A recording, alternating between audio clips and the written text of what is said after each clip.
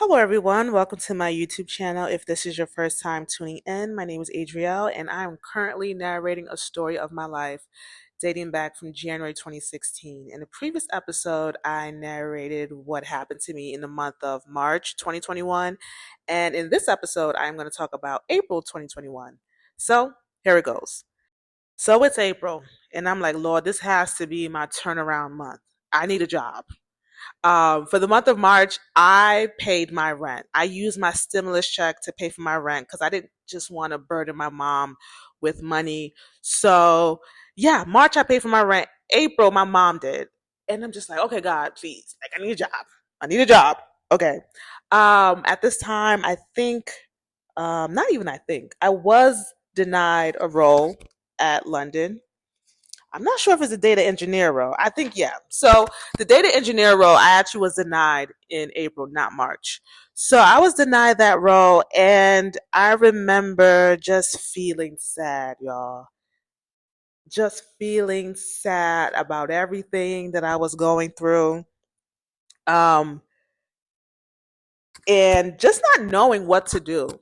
Not knowing what to do and not knowing the outcome of my situation. Cause I'm like, what is going on? I'm like, I feel like my life right now is a Lifetime movie or a Tyler Perry movie because it's just all over the place with chaos and just bad things happening. It's like, what? So I'm feeling sad, and I said, you know what? I need to look for rental assistance because I just can't keep going through this every month of trying to figure out how I'm going to pay rent, trying to want to get my mom to pay my rent. It's like no. So I am looking into rental assistance, and I come across the rental assistance from the month of February.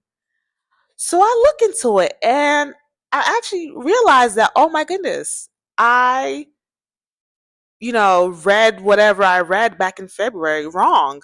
I actually do qualify for the rental assistance.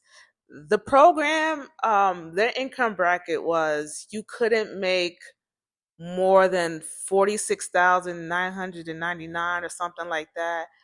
I read it some other way. I did not make 46,000 back in 2020. I wasn't even working. I was on unemployment. So I saw that I qualified and I was like, okay, let me apply. I looked into it. They actually put that program on hold. And the reason why they did that was because there was a cyber attack on their system. So they put that program on hold. And I don't think they said when they're going to resume back with the program. But knowing in April that I qualified, I was like, okay, Adriel, just be on the lookout to whenever this program is up and running again. April 7th, I had a mental breakdown. Oh, it was so bad. That was my second mental breakdown. The first one I had was back in February when I found out about how my dad was unalived. This was the second one I had. My faith was wavering. Oh my goodness, y'all. My faith was so shaken to the point where I was like, I don't even know if I believe again. It was so bad. Now that I think about it, like, oh my goodness, it was so bad. I'm thinking all of this is for nothing. Um, like everything was just going bad. And I'm like, no, I think all of this is like for nothing. This is not what it's supposed to be. I'm like, God is not like the way I was looking at God, y'all, I was mad that I was in the situation that I was in. And I felt like I was trying to bring everything together as far as, having a job. Now, the branding situation, I couldn't do anything except for pray. And that was what I was doing at that time.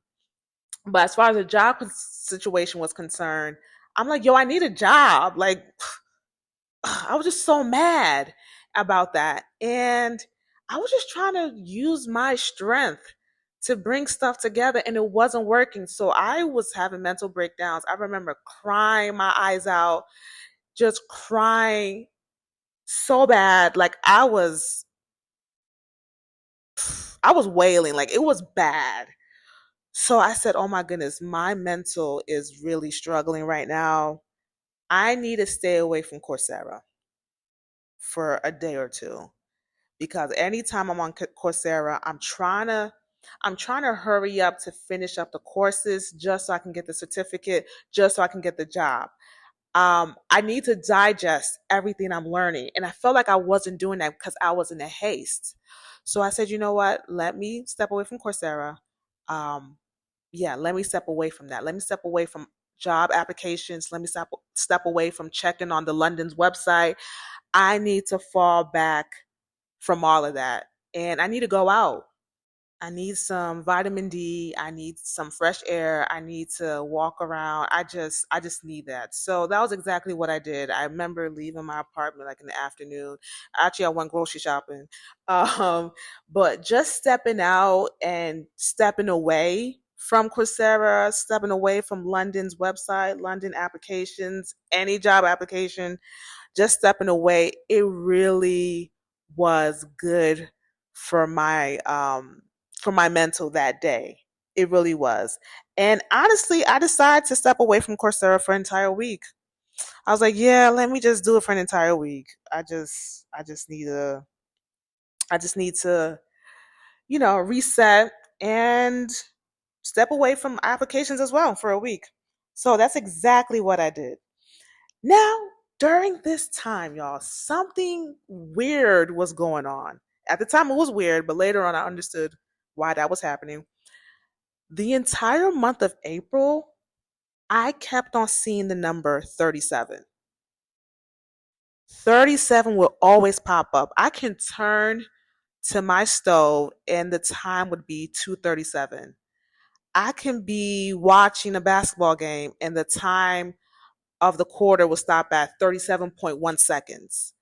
I could be on my phone reading an article, 37 ways to blah, blah, blah. I can go outside, look at a mailbox, the number 37 would be part of the number. It was just following me everywhere I was going, everywhere I was at in the month of April.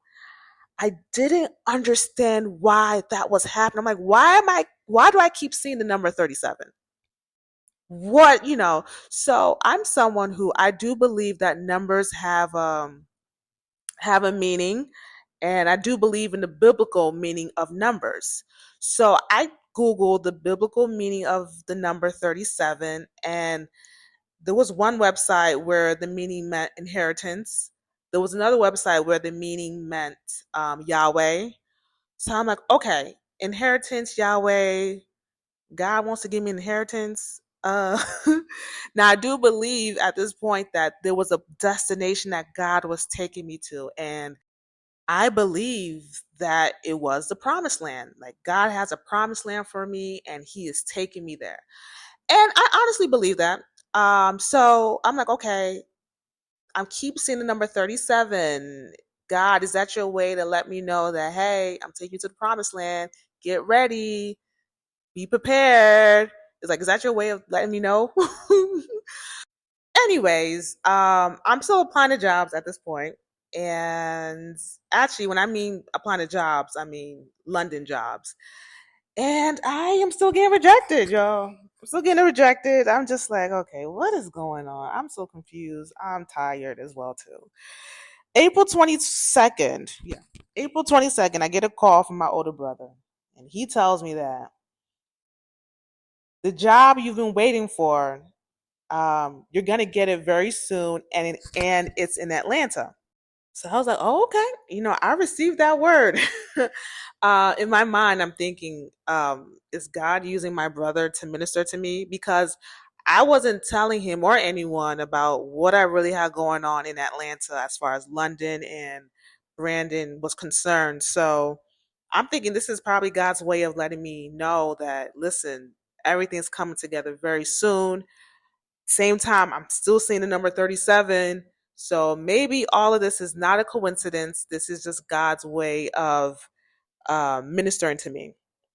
As I was getting rejected from the London jobs, I still was applying to more London jobs, y'all. I was not giving up because I'm like, listen, I need to get something. My faith is not going to go to waste. Okay. So that was pretty much what happened in the month of April. The job situation, getting denied from London multiple times, the apartment situation with my neighbors. Oh my goodness, y'all. They were causing havoc for me. Like, it was bad. Honestly, at this point, I told myself, if this continues to go on and on and on, I may not renew my lease because this is just terrible. I felt like they were very inconsiderate of the people who lived on that floor, because you can't be banging your doors and yelling and thinking like your neighbors are going to be okay with that, right? So I think there was even one time. Now that I think about it, I'm not even sure, but there could have been a time where the police was called, because y'all, they were just acting like animals, and mainly it was Lisa. To be honest, Lisa was the one really acting like an animal. Because, anyways, at this time I'm back at Coursera taking the courses, and yeah, so that was pretty much what happened in April 2021. May 2021. Ooh, y'all. May 2021. I started having dreams about Brandon, Caitlin, and Stephanie. Yes. And those dreams were really informative. So I will talk about that in the next episode. If you're liking an unlikely story, please like, comment, subscribe, share my videos as well. Click the notification bell. And until next time, y'all. Bye.